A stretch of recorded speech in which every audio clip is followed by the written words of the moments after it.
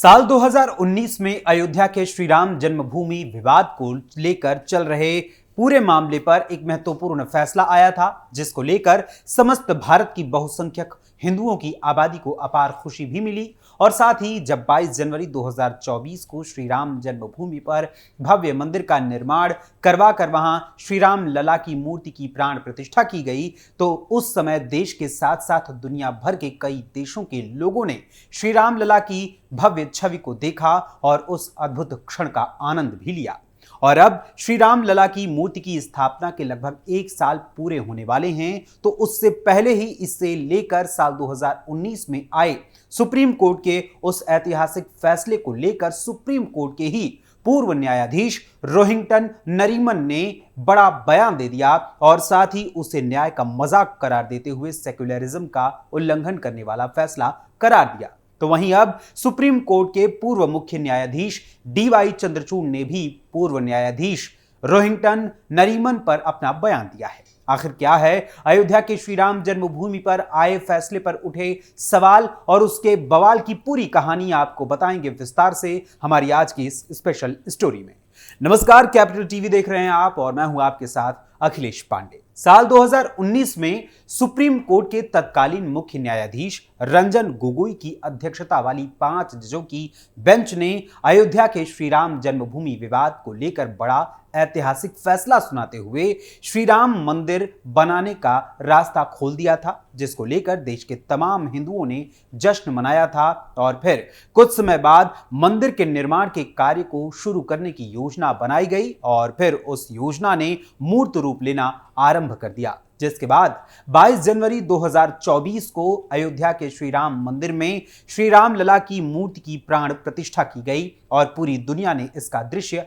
अपनी आंखों से देखा और इसकी साक्षी बनी पूरी धरती। लेकिन इस फैसले यानी श्री राम जन्मभूमि मामले पर लंबे समय से चल रहे विवाद पर आए ऐतिहासिक फैसले के 5 साल बीतने और श्री राम लला की मूर्ति की प्राण प्रतिष्ठा होने के लगभग 11 महीने बाद कांग्रेस सरकार में देश के सॉलिसिटर जनरल रहे और बाद में सुप्रीम कोर्ट में जज बने रोहिंटन नरीमन ने एक लेक्चर के दौरान राम मंदिर पर दिए गए फैसले की आलोचना की और इस न्याय को पूरी तरीके से न्याय का मजाक बताते हुए सेक्युलरिज्म का उल्लंघन करने वाला फैसला इसे करार दिया। रोहिंटन नरीमन ने अहमदी फाउंडेशन के एक कार्यक्रम में धर्मनिरपेक्षता और भारतीय संविधान विषय पर बोलते हुए श्री राम जन्मभूमि विवाद पर आए फैसले पर कहा कि यह पूरा मामला 1984 में विश्व हिंदू परिषद की राम मंदिर बनाने की मांग को तानाशाही और अत्याचारी मांग से चालू हुआ था। यह पूरा का पूरा फैसला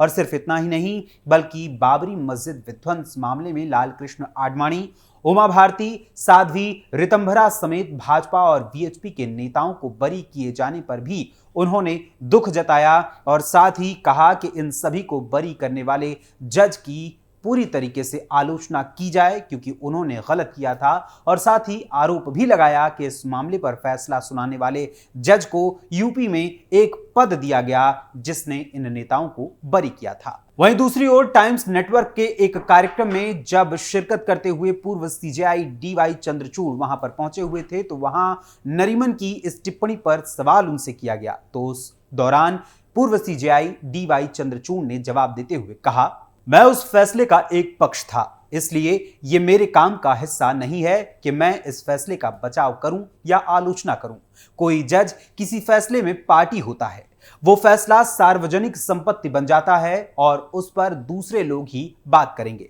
जस्टिस नरीमन ने फैसले की आलोचना की है। इसका मतलब है कि भारत में धर्मनिरपेक्षता का सिद्धांत अभी जिंदा है, क्योंकि धर्मनिरपेक्षता का एक महत्वपूर्ण सिद्धांत अंतरात्मा की स्वतंत्रता है। जस्टिस नरीमन जो कर रहे हैं वो अपनी अंतरात्मा से कर रहे हैं। नागरिकों के पास चर्चा करने, आलोचना करने व टिप्पणी करने का अधिकार है। मैं अपने फैसले का बचाव नहीं कर सकता। हमने 5 जजों के जरिए अपनी बात रखी थी और हर तर्क को पेश किया है। ऐसे में हर न्यायाधीश इस फैसले का हिस्सा है। ये निर्णय लेने का काम सामूहिक है और हम अपने हर शब्द पर अडिग हैं। अदालतें वर्तमान मुद्दों पर फैसला लेती हैं तो वो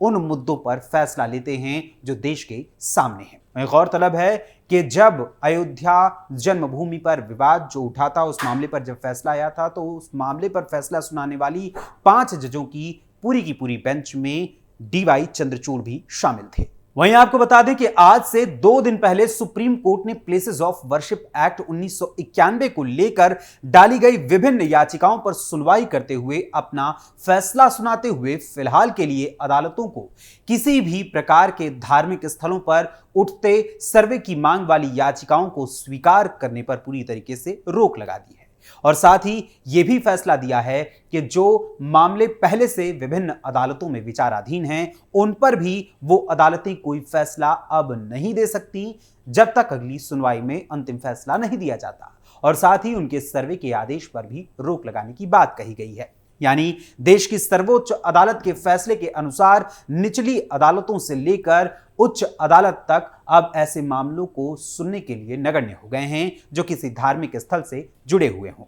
इसके साथ ही जहां सुप्रीम कोर्ट का प्लेसेस ऑफ वर्शिप एक्ट 1991 को लेकर फैसला सामने आया, तो वहीं इसके साथ ही पूर्व सीजेआई डीवाई चंद्रचूड़ की आज से लगभग 2 साल पहले की गई एक टिप्पणी की भी चर्चा होने लगी है। दरअसल आज से लगभग 2 साल पहले जब ज्ञानवापी मामले में सुनवाई हो रही थी, तो उस समय सुनवाई करते हुए भारत के पूर्व मुख्य न्यायाधीश डीवाई चंद्रचूड़ ने एक महत्वपूर्ण टिप्पणी की थी। आज जिस वर्शिप एक्ट की बात हो रही है और हिंदू पक्ष इसकी धारा 2, 3 और 4 को रद्द करने की मांग कर रहा है, उसी को लेकर उस समय पूर्व सीजेआई डीवाई चंद्रचूड़ ने कहा था कि उपासना स्थल अधिनियम 1991 की धारा 3 और 4 किसी भी पूजा स्थल के धार्मिक चरित्र का पता लगाने पर रोक नहीं लगाती है। पूर्व सीजेआई डीवाई चंद्रचूड़ की इस टिप्पणी के बाद कई राज्यों, विशेषकर उत्तर प्रदेश और राजस्थान के कई जिलों और सत्र न्यायालयों में भी ऐसे मस्जिदों और मजारों के धार्मिक चरित्र का पता लगाने के लिए विभिन्न याचिकाओं को दाखिल किए जाने का सिलसिला शुरू हुआ और उसे स्वीकार करने का भी सिलसिला शुरू हुआ, जो मुस्लिम आक्रांताओं के भारत में आने और मुगलों के यहां पर बसने के बाद यहां बनाए गए थे या उनको उन जगहों पर बनाया गया था जो मंदिरों को तोड़कर बनाए गए अवशेषों पर खड़े किए गए थे। वहीं उनकी इस मौखिक टिप्पणी को लेकर विपक्ष ने पूर्व सीजेआई डीवाई चंद्रचूड़ पर जमकर निशाना भी साधा था। इस मामले को लेकर भी जब डीवाई चंद्रचूड़ से सवाल पूछा गया, तो पूर्व सीजेआई डीवाई चंद्रचूड़ ने जवाब देते हुए कहा, पूजा स्थल एक्ट को लेकर सुनवाई के दौरान कही गई बात कोर्ट में होने वाली चर्चा का हिस्सा थी और ये कोई अंतिम फैसला नहीं था, सिर्फ सुनवाई के दौरान की जाने वाली टिप्पणी भर ही थी। कोर्ट में किसी भी चर्चा को अदालत में होने वाले संवाद के संदर्भ में ही समझा जाना चाहिए। सच्चाई जानने के लिए वकीलों से सवाल पूछे जाते हैं। कभी कभी जस्टिस वकील को विरोधाभासी स्थिति बताने के लिए डेविल्स एडवोकेट की भूमिका निभाते हैं। ये सच्चाई जानने के साधन हैं। ये कहना कि कोर्ट में की गई कोई टिप्पणी उसके अंतिम रुख को दिखाता है, ये कोर्ट में संवाद की प्रकृति के साथ अन्याय होगा। यानी डीवाई चंद्रचूड़ के जिस टिप्पणी को लेकर विपक्ष ने उनकी आलोचना की और अब सुप्रीम कोर्ट के आए फैसले के बाद उनकी उस टिप्पणी की चर्चा की जा रही है, वो उनके अनुसार सच्चाई जानने का एक तरीका, एक साधन मात्र है, ना कि कोई अंतिम फैसला। वहीं आपको बता दें कि जस्टिस नरीमन ने जिस दौरान अयोध्या फैसले पर अपना बयान दिया था, तो वहीं उस दौरान उन्होंने कुछ और भी बातें कही थी। जस्टिस नरीमन ने यह भी कहा था कि संविधान को सिर के बल पलट दिया गया है और साथ ही ईडब्ल्यूएस आरक्षण पर भी उन्होंने सवाल उठाते हुए कहा कि सरकार ने ईडब्ल्यूएस आरक्षण से ब्राह्मण, क्षत्रिय और वैश्य को फायदा पहुंचाने का काम किया है।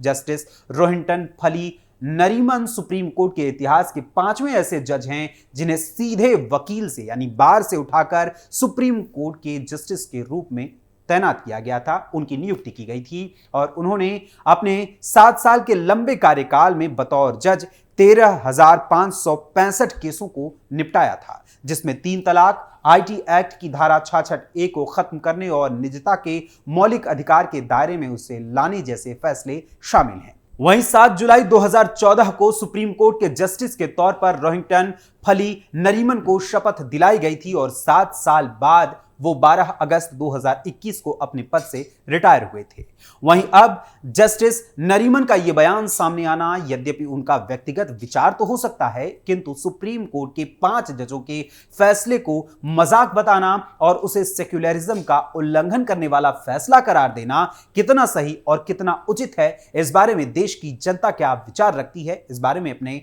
कमेंट्स के माध्यम से हमें जरूर बताइएगा। और साथ ही सुप्रीम कोर्ट की ओर से धार्मिक स्थलों से जुड़ी याचिकाओं को अदालतों द्वारा स्वीकार किए जाने पर लगाई गई रोक को लेकर भी आपके क्या विचार हैं, हमें अपने कमेंट्स के माध्यम से इस बारे में भी जरूर बताइएगा। फिलहाल अभी के लिए आज की इस स्पेशल स्टोरी में बस इतना ही। फिर मुलाकात होगी किसी और खबर, किसी और मुद्दे, किसी और विषय के साथ। तब तक के लिए मुझे अनुमति दीजिए। धन्यवाद। नमस्कार।